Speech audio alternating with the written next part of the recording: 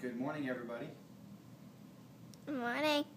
My name's Tony. I'm your daddy, and I'm going to tell you guys a story. Once upon a time, there was a baby boy, and he was in heaven with God.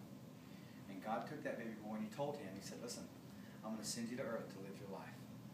And while you're on earth, you're going to go through some hard times. You're going to go through some rough times. You're going to have some joys and some sorrows. But I want you to remember, son, no matter what happens in this life, I'm going to be with you. And I'm going to be right beside you the whole way. Hey, look at me. So he went off to earth to live his life. And as a young boy, he had a hard time. He didn't have a father. And that bothered him. It always bothered him because he didn't know why somebody didn't care enough about him. His father didn't care enough about him to spend time with him. So he never had a father. And he had lots of people say things about him that were really mean and hurtful. And would sometimes hurt his feelings and things like that. So he went through some rough times. And the cool thing was he had a great mother that loved him very, very much. And she did the best she could to watch out for him. But as he grew older, you know, the things that people said and the lack of a father in his life, it started to hurt him. It started to bug him a lot. And it eventually made him really hard in his heart. And so he went through a period of time where he just was really angry. This boy, he lived in a very special kingdom while he was on earth. And there was a king, and there was a palace, and there was mountains, and all kinds of cool stuff.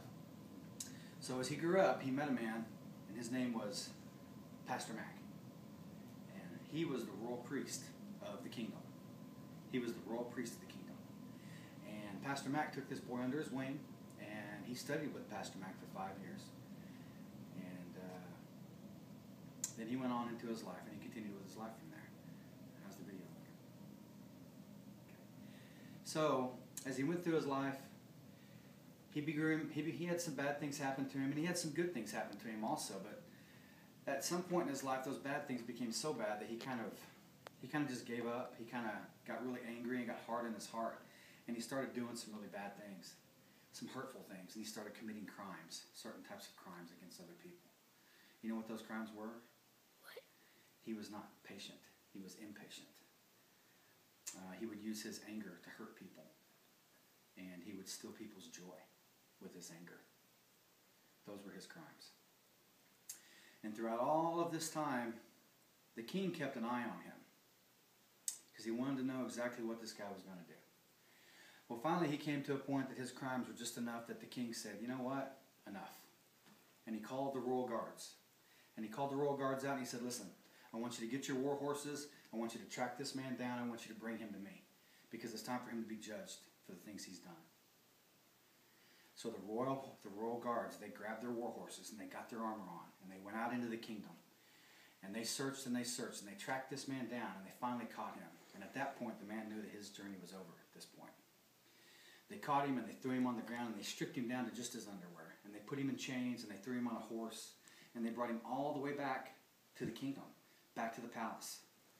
And they brought him into the palace and brought him before the king where he would face his judgment. And the king looked at him and the king said, let me tell you something. I've seen what you've done. We know what your crimes are. And you're here to be judged. And your judgment is death.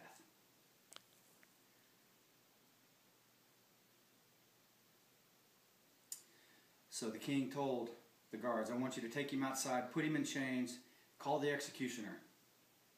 So they drag him outside. And the rest of the people in the kingdom, they came outside too. And they put him in the palace, on the palace grounds, and they put him in chains and put him on his knees. And the executioner came out. And he came up and he stood next to the man, and he took out his big broad sword.